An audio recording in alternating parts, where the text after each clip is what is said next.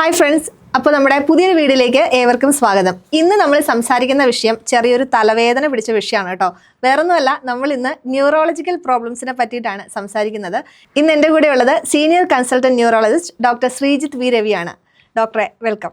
Thank you. ഡോക്ടറെ, നമ്മൾ ഈ സ്ട്രെസ് മൂലം ഉണ്ടാകുന്ന തലവേദനയും അല്ലാത്ത തലവേദനയും, രണ്ട് തലവേദന ഉണ്ടല്ലോ, ഇത് തമ്മിൽ എന്താ വ്യത്യാസം? നമുക്ക് എങ്ങനെ തിരിച്ചറിയാൻ പറ്റുന്നത്? സ്ട്രെസ് മൂലം ഉണ്ടാകുന്ന തലവേദന നമ്മുടെ തലയോട്ടിയുടെ മുൻവശത്തായിരിക്കും കൂടുതലായിട്ട്, അതായത് നമ്മുടെ കണ്ണിന് മുകളിൽ നെറ്റി ഭാഗത്തിലായിരിക്കും തലവേദന വരുന്നത്. അങ്ങനെ ഉള്ള തലവേദനയായിരിക്കും. അത് മണിക്കൂറുകളോളം നീണ്ടു നിൽക്കും. ഇത് രാത്രിയും പകലും ഒക്കെ ഉണ്ടാവാം. പിന്നെ ഇങ്ങനെയുള്ള തലവേദന കൂടുതലായിട്ടും സ്ട്രെസ് ഉള്ളവരിലാണ് കാണുന്നത്. അവർക്ക് ഉറക്കക്കുറവിൻ്റെ ഹിസ്റ്ററി ഉണ്ടായിരിക്കാം, അതല്ലെങ്കിൽ അവർക്ക് എന്തെങ്കിലും ഫിനാൻഷ്യൽ, ഫാമിലി, പ്രൊഫഷണൽ അങ്ങനെ എന്തെങ്കിലും സ്ട്രെസ്സ് അങ്ങനെയൊക്കെ ഉണ്ടാവാം. നമ്മളത് ഹിസ്റ്ററി എടുക്കുമ്പോൾ തന്നെ നമുക്ക് മനസ്സിലാവുന്നതാണ് ഉറക്കക്കുറവ്. മാത്രമല്ല, മൈഗ്രെയിനിലൊക്കെ കാണുന്ന പോലെ ലൈറ്റിനും സൗണ്ടിനും ഉണ്ടാകുന്ന ഒരു ഇറിറ്റേഷനൊക്കെ ഉണ്ടല്ലോ, ഫോട്ടോഫോബിയ, ഫോണോഫോബിയ, അതൊന്നും ഇങ്ങനെയുള്ള സ്ട്രെസ് ടൈപ്പ് ഹെഡേക്കിൽ കാണത്തില്ല. ഡോക്ടർ, നമ്മുടെ ദിനചര്യയിലുണ്ടല്ലോ ബ്രെയിനിനെ കൂടുതൽ ഡാമേജ് ആക്കുന്ന കാര്യങ്ങൾ ഉണ്ടാവുമല്ലോ, അങ്ങനെയുള്ള ഹാബിറ്റ്സ് എന്തൊക്കെയായിരിക്കും? ഞാൻ എൻ്റെ പ്രൊഫഷണൽ എക്സ്പീരിയൻസിൽ കാണുന്നുള്ള ഏറ്റവും പ്രധാനപ്പെട്ട കാര്യം, എല്ലാ മനുഷ്യർക്കും ഒരു ഉറക്കം വളരെ മസ്റ്റായിട്ടുള്ളൊരു കാര്യമാണ്. പക്ഷേ നമ്മുടെ ഇന്നത്തെ ജീവിതശൈലിയും നമ്മുടെ തിരക്കുമൊക്കെ കാരണം പലർക്കും ഉറക്കക്കുറവുണ്ട്. ചിലർക്ക് അത് ജോലി സംബന്ധമായ കാരണങ്ങളാലാവാം, ചിലർക്ക് ഫാമിലി അല്ലെങ്കിൽ മറ്റെന്തെങ്കിലും പേഴ്സണൽ വർക്കോ അങ്ങനെ സ്ട്രെസ്സോ അങ്ങനെയൊക്കെ ഉള്ളതുകൊണ്ടാകും. അപ്പോൾ ഒരു ഉറക്കമാണ് നമുക്ക് ബ്രെയിനിന് ഏറ്റവും അത്യാവശ്യം വേണ്ടത്. ഇതൊരു ദിവസം 6 തൊട്ട് 8 മണിക്കൂർ വരെ ഉറക്കം അത്യാവശ്യമാണ്. അതിന് നമ്മുടെ ബ്രെയിനിൻ്റെ നോർമൽ ഫങ്ഷൻസിന് ആവശ്യമാണ്. ഇത് കൂടാതെ വ്യായാമം, അതും ബ്രെയിനിന് വേണ്ടിയതാണ്. വ്യായാമം ബ്രെയിനിന് മാത്രമല്ല, മറ്റെല്ലാ അവയവങ്ങൾക്കും, ഹാർട്ടിനും ലിവർ, കിഡ്നി, എല്ലാ അസുഖങ്ങൾക്കും, എല്ലാ അവയവങ്ങൾക്കും വ്യായാമം അത്യാവശ്യമുള്ളതാണ്. പിന്നെ അമിതമായ മദ്യപാനം, പുകവലി, ഇപ്പം മയക്കുമരുന്നുകൾ അങ്ങനെയുള്ള സാധനങ്ങളുടെയൊക്കെ ഉപയോഗം കൊണ്ട് ബ്രെയിനിന് ഡാമേജ് വരുന്നതായിട്ട് കാണപ്പെടുന്നു. സോ ഇതൊക്കെ നമ്മൾ ഒരു ബാലൻസ് ചെയ്ത് പോകണം. അതായത് നമുക്ക് പുകവലി, മദ്യപാനം, അങ്ങനെ മയക്കുമരുന്ന് അങ്ങനെയുള്ള ദുശീലങ്ങളൊക്കെ ഒഴിവാക്കി ആവശ്യത്തിന് ഉറങ്ങി സ്ട്രെസ് എല്ലാം കുറച്ച് അങ്ങനെ ഒരു ജീവിതശൈലി വേണം. പിന്നെ ഇത് കൂടാതെ നമുക്ക് മൊബൈൽ ഫോണിൻ്റെ ഉപയോഗം ഇന്നത്തെ ജനറേഷനിൽ ഏറ്റവും കൂടുതലായിട്ട് കാണപ്പെടുന്നത് സ്ക്രീൻ ടൈം. ഫുൾ ടൈം കുട്ടികളൊക്കെ സ്ക്രീനിലാണ്. സോ എസ്പെഷ്യലി ഓൺലൈൻ ക്ലാസ്സസ് ഒക്കെ തുടങ്ങിയതിന് ശേഷം ആ സ്ക്രീൻ ടൈം ഒന്ന് കുറയ്ക്കുന്നതും ബ്രെയിനിൻ്റെ ഹെൽത്തിന് വേണ്ടി അത്യാവശ്യമാണ്. സോ നമുക്ക് വളരെ അത്യാവശ്യമുള്ള കാര്യങ്ങൾക്ക് മാത്രം സ്ക്രീൻ ടൈം ഉപയോഗിക്കുക. ഒരു പരിധിയിൽ കൂടുതലുള്ള ഉപയോഗത്തെ ലിമിറ്റ് ചെയ്യുക. ഡോക്ടർ, ഇപ്പോൾ ഉറക്കക്കുറവിൻ്റെ കാര്യം പറഞ്ഞല്ലോ, അപ്പോൾ ഈ ഉറക്കക്കുറവ് എങ്ങനെയാണ് ബ്രെയിനിനെ ബാധിക്കുന്നത്? ഉറക്കക്കുറവ് ബ്രെയിനിൻ്റെ എല്ലാ പ്രവർത്തനങ്ങളെയും ബാധിക്കും. നമ്മുടെ ബ്രെയിൻ ഒരു ദിവസം രാവിലെ നമ്മൾ എണീറ്റതിന് ശേഷം നോർമലായിട്ട് പ്രവർത്തിക്കണമെങ്കിൽ നമ്മുടെ തോട്ട് പ്രോസസ്സ്, തിങ്കിങ്ങും അങ്ങനെയുള്ള കാര്യങ്ങളെല്ലാം ശരിയാവണമെങ്കിൽ തലേദിവസം രാത്രിയിൽ ഒരു ഉറക്കം മസ്റ്റാണ്. സോ ഇങ്ങനെ ഉറക്കക്കുറവുള്ളവർക്ക് ഡേ ടൈം പെർഫോമൻസ് കുറവായിട്ട് കാണപ്പെടുന്നു. അതായത് ഇവർക്ക് ചിന്താശേഷി, അങ്ങനെയുള്ള കാര്യങ്ങളൊക്കെ ചെയ്യാനുള്ള ഒരു കഴിവ്, അതൊക്കെ കുറവായിട്ട് കാണപ്പെടുന്നു. ഇത് മാത്രമല്ല, ഓർമ്മയുടെ കുറവുകളും ഒക്കെ ഇവരിൽ കൂടുതലായിട്ട് കാണപ്പെടുന്നു.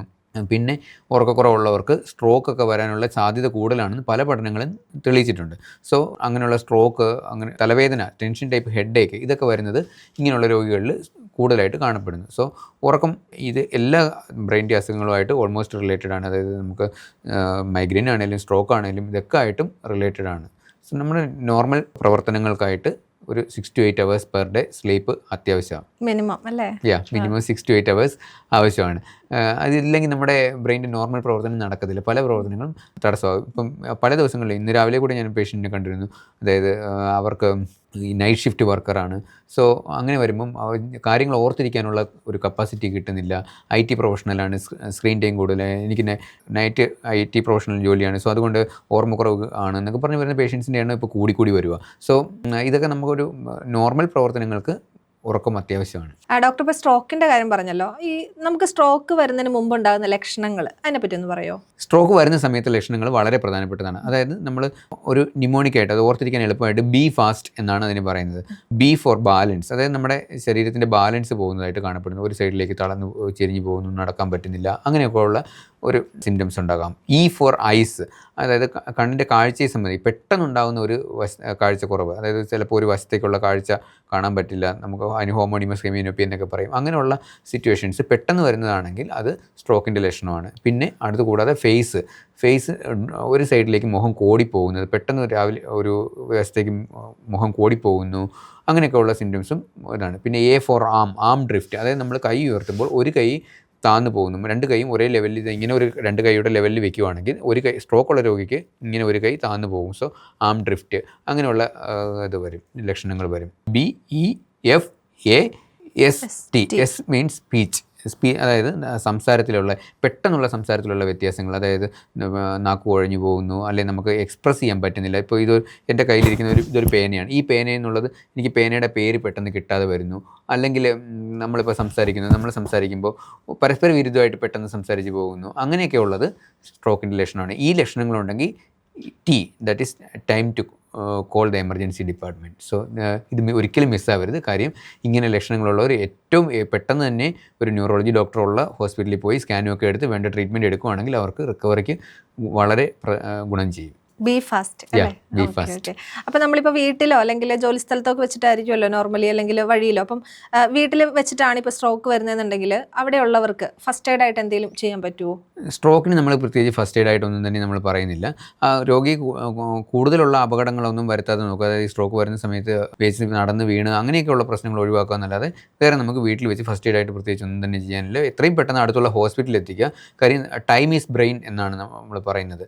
അപ്പോൾ എത്രയും പെട്ടെന്ന് ഈ സ്ട്രോക്കിൻ്റെ ട്രീറ്റ്മെൻറ്റ് എടുക്കുക എന്നുള്ളതാണ് പ്രധാനപ്പെട്ടത്. സംശയം ഒരു സ്ലൈറ്റസ്റ്റ് ആയിട്ടുള്ള ഒരു സംശയം ഉണ്ടെങ്കിൽ പോലും പെട്ടെന്ന് തന്നെ ഹോസ്പിറ്റലിൽ എത്തിക്കുക, ന്യൂറോളജിസ്റ്റിനെ കൺസൾട്ട് ചെയ്യുക. ഡോക്ടർ, അതുപോലെ ഈ സ്ട്രോക്ക് വന്നു കഴിയുമ്പോൾ ഉണ്ടാകുന്ന അസ്വസ്ഥതകളുണ്ടല്ലോ, അത് തിരുമ്മി കഴിഞ്ഞാൽ നേരെയാവും? ഇപ്പം ഒരു സൈഡിലേക്ക് തളർന്നു പോവുക അല്ലെങ്കിൽ ഇങ്ങനെ കോടി പോവുക, അതൊക്കെ പെട്ടെന്ന് തന്നെ തിരുമാൻ കൊണ്ടുപോയി കഴിഞ്ഞാൽ ശരി? അത് തെറ്റിദ്ധാരണയാണ്. നമ്മൾ സ്ട്രോക്ക് വരുന്നത് നമ്മൾ എത്രയും പെട്ടെന്ന് ഇതിൻ്റെ ഫാർമക്കോളജിക്കൽ തെറാപ്പി, അതായത് ത്രോംബോളിസിസിനായിട്ടുള്ള ഇഞ്ചക്ഷൻസ്, അല്ലെങ്കിൽ ത്രോംബെക്ടമി എന്നുള്ള പ്രൊസീജിയർ, പിന്നെ ഇതിൻ്റെ ഫോളോ അപ്പിലുള്ള ആസ്പിരിൻ, ക്ലോപ്പിഡോഗ്രൽ അങ്ങനെയുള്ള ഗുളികകളൊക്കെ കൊടുക്കുന്നത്, അതൊക്കെയാണ് നമ്മൾ പ്രധാനമായിട്ട് ഈ തിരുമുന്നത്. നമ്മുടെ നാട്ടിലെ ഒരു മിത്ത് കാരണം പല പേഷ്യൻസും ലേറ്റ് ആയിട്ടാണ് നമുക്ക് കൊണ്ടുവരുന്നത്. അപ്പം ഓൾറെഡി തളർന്നു പോയിരിക്കും. പിന്നെ ഈ തിരുമിൻ്റെയൊക്കെ റോൾ എപ്പോഴാണെന്ന് വെച്ച് കഴിഞ്ഞാൽ, ഈ അസുഖം നമ്മൾ ഫാർമക്കോളജിക്കൽ തെറാപ്പി മരുന്നുകളെല്ലാം കൊടുത്തതിന് ശേഷം ഫിസിയോതെറാപ്പി ചെയ്യാറുണ്ട്. ആ ഫിസിയോതെറാപ്പി നമ്മൾ മോഡേൺ മെഡിസിനിൽ നമ്മൾ ഫിസിയോതെറാപ്പി ചെയ്യും.